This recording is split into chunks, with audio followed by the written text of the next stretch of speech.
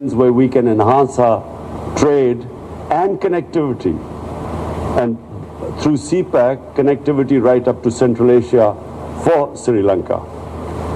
We have also discussed other areas where we can enhance our trading ties, where Sri Lanka can benefit from Pakistan's connectivity in the future right up to Central Asia.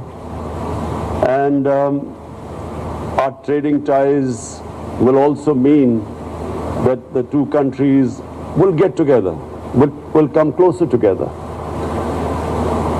We shared a common problem of terrorism. Pakistan suffered 10 years of the worst kind of terrorism, where we lost 70,000 people. And we know that Sri Lanka for 30 years combated terrorism. And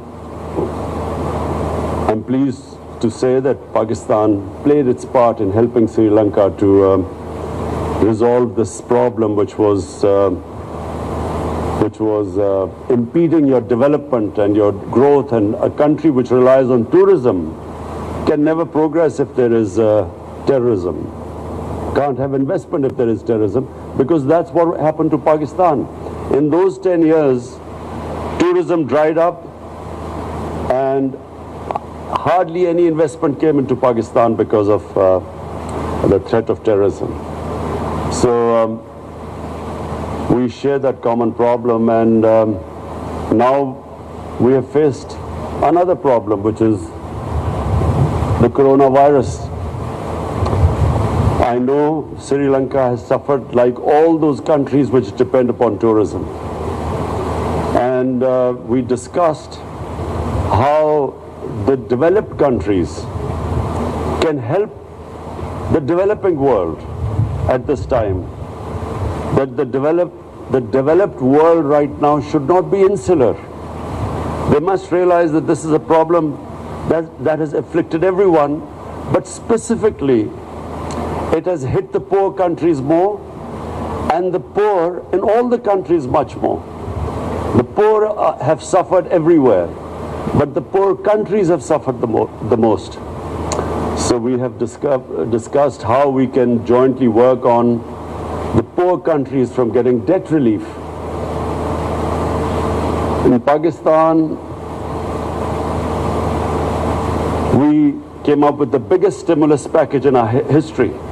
$8 billion. But when you compare the United States, the stimulus package in the United States is almost $3,000 billion. US has a population of 330 million.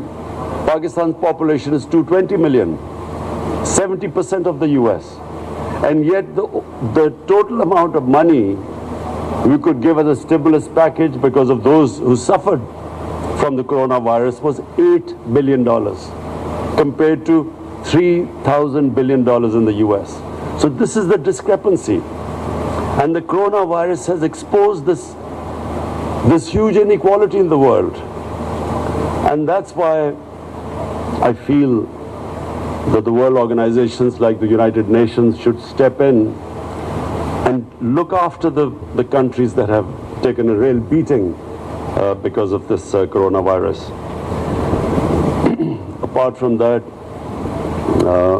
Mr. Prime Minister, I want to invite you again in front of the media to Pakistan. And Pakistan has probably one of the greatest Buddhist heritage in the world. We recently discovered a sleeping Buddha, which is probably the biggest in the world. It's a 40 feet sleeping Buddha.